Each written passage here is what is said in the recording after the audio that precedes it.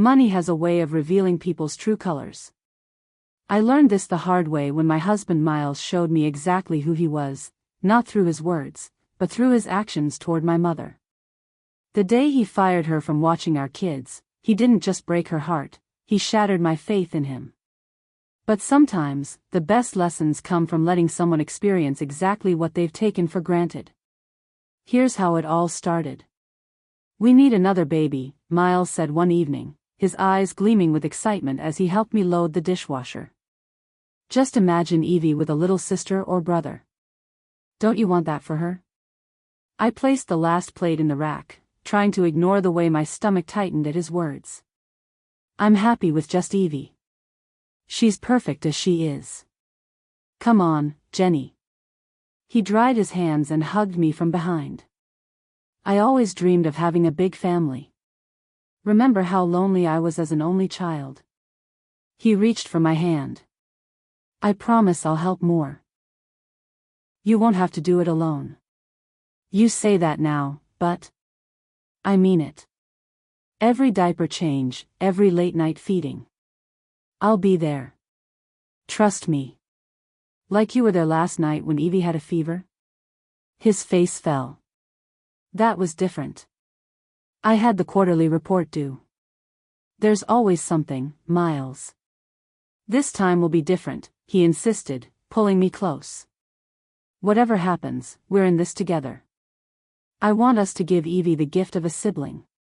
Please." I should have known better than to believe him. 9 months later, Amber arrived, all pink cheeks and sleepless nights. Miles's promises evaporated like morning dew, leaving me drowning in exhaustion. "I have an early meeting," he often mumbled, rolling over as Amber wailed at 3 a.m. "The presentation's tomorrow. I really need to focus," he'd say, while I juggled a fussy baby and a toddler demanding attention. "Mommy, up." Evie would plead, while I tried to breastfeed Amber and make dinner simultaneously. "Just a minute, sweetie," became my constant refrain, guilt gnawing at me as I watched my firstborn's face fall. My mother Wendy, bless her heart, saw me struggling. Sometimes, she'd stop by after her nursing shifts, still in her scrubs, just to give me an hour's break.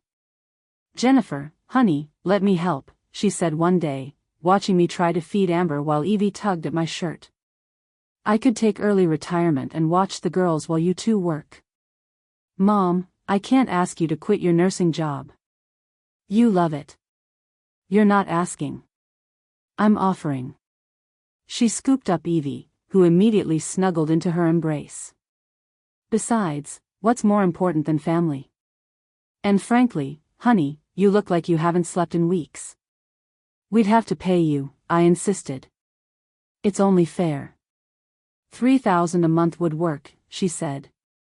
"Less than you'd pay for daycare, and I'll cook and clean too." When I brought it up to Miles that night, his reaction was immediate. $3,000? Just to watch her own grandkids? She's giving up her career for us, Miles. It's called retirement. People do it all the time, Jenny. The comments started small but grew more frequent, like poison ivy creeping through our home. Mom offered to babysit, and it was such a relief, at least for me. But for Miles, well, something else was running through his head. "Must be nice getting paid to play with your grandkids all day," Miles would mutter when Mom wasn't looking. "The house could be cleaner for what we're paying," he grumbled, even though Mom kept our home spotless while managing 2 small children. Weeks passed, and one afternoon at work, I was about to hang up after a call with Miles when I heard voices in the background. "Remember to hang up the call when you're done," I'd reminded him earlier. But that day, he hadn't, and what I heard sent a chill down my spine. "It's ridiculous," he muttered, his voice crackling through the speaker. $3,000 a month for what? She should be grateful we're letting her spend time with her grandkids."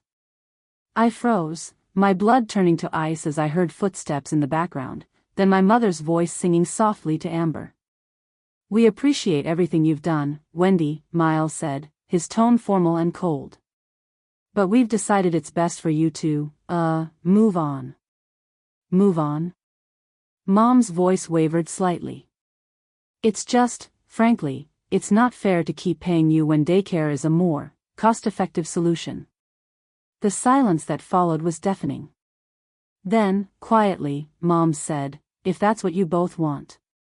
It is, Miles replied quickly. I heard the gentle sound of a spoon being set down, then Mom's soft footsteps moving away. I hung up and called Miles, but he wouldn't answer. I rushed home to find Mom gone and Miles unrepentant. Where is she? I demanded, bursting through the door. How could you tell her to leave? He was startled, then narrowed his eyes. How did you? You didn't hang up the phone, Miles. I heard everything. He shrugged, recovering quickly. It's for the best. She'll be fine. And we'll save money. Save money? I laughed bitterly. Let's see how much we save. I tried calling Mom that night, but she wouldn't pick up. When she finally called back the next day, her voice was brimming with unshed tears. I'm fine, Jennifer, she insisted. Actually, I've already found something new. The Andersons down the street needed a nanny for their twins. They're paying more than you did, and they seem to actually appreciate what I do. My heart clenched. Mom, I'm so sorry. I had no idea he would. It's okay, sweetheart. Maybe it's for the best. I love you and the girls, but I won't work where I'm not valued. The next few weeks were chaos. The daycare cost more than we'd paid Mom, and the kids were constantly sick. No more home-cooked meals, no more flexible pickup times, and no more grandmother's love woven into every moment of their day. Another ear infection? Miles groaned as I hung up with the pediatrician. That's the third one this month. That's what happens when they're exposed to so many other kids, I replied, trying to soothe a crying Amber while Evie clung to my leg, also running a fever. Well, one of us has to stay home with them, he said. And I have that big client meeting tomorrow. Of course you do, I whispered. The breaking point came when Miles was late picking up the girls one evening. $75, he exploded, waving a late pickup fee notice. This is highway robbery. I saw Mom occasionally at the grocery store, looking happier than ever. The Andersons are wonderful, she said one day. They actually thanked me yesterday for making dinner. And they're paying me $4,300 a month now. Maybe we should call Mom, I suggested innocently to Miles that night. Fine, he growled. Tell her she can come back. Same pay. I smiled sweetly. She's making $4,300 now, Miles. And they appreciate her. His face turned red. That's ridiculous. She doesn't need that much money. We'll handle this. That's when I knew exactly what he needed, a lesson in reality. I have a business trip next week, I announced casually over breakfast. 5 days.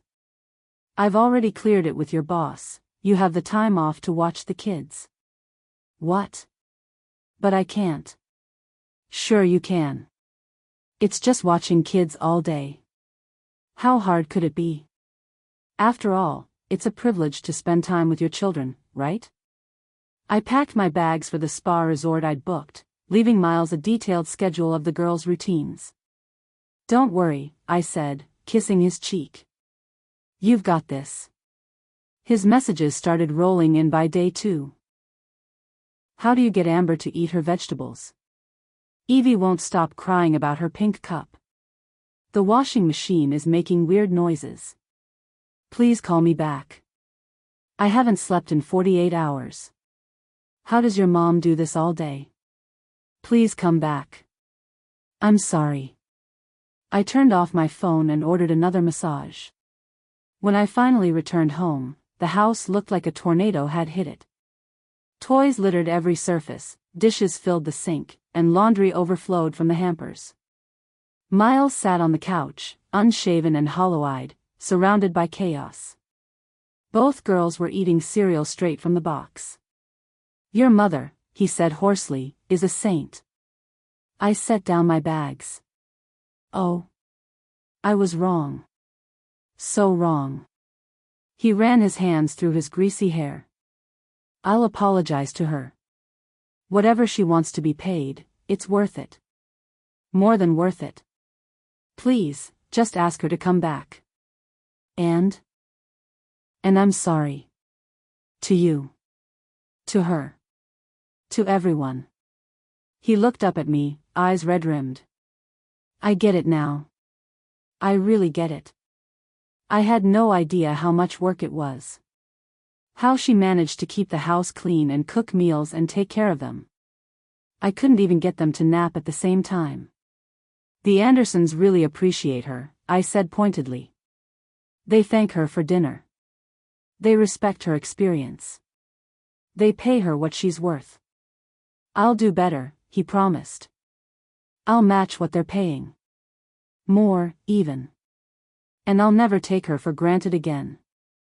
Those aren't my conditions to set anymore, I reminded him. You'll have to convince her yourself. Mom agreed to meet us for coffee the following Sunday. Miles, still humbled by his 5 days of solo parenting, could barely meet her eyes.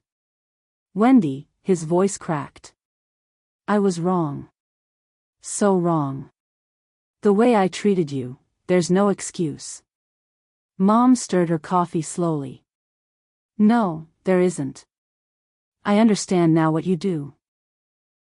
What you've always done for us. And I'm not just sorry. I'm ashamed. She looked at him steadily. It was never about the money, Miles. It was about respect. I know that now. He swallowed hard. The Andersons are lucky to have you. But if you'd consider coming back, we'd match their pay, of course. And I swear things would be different. Mom glanced at me, then back at Miles. Different how? I'd treat you like the professional you are. Because that's what you are, a professional who chose to help our family. Not someone doing us a favor, but someone providing an invaluable service. Mom was quiet for a long moment, considering. Finally, she said, I'll need that in writing. Including sick days and vacation time. Absolutely, Miles agreed quickly. Whatever you want. As I watched them hash out the details, I couldn't help but smile. Sometimes the best way to teach someone value isn't to tell them, it's to show them. And sometimes, it takes losing something precious to realize just how precious it was. Write in the comments what would you have done and subscribe to our channel D-Damn Mix.